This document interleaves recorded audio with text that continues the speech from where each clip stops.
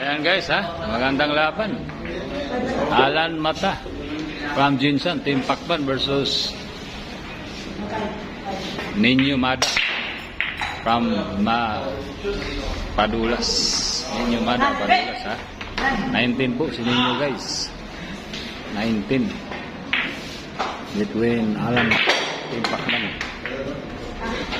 Hindi pumasok yung maybe. Guys,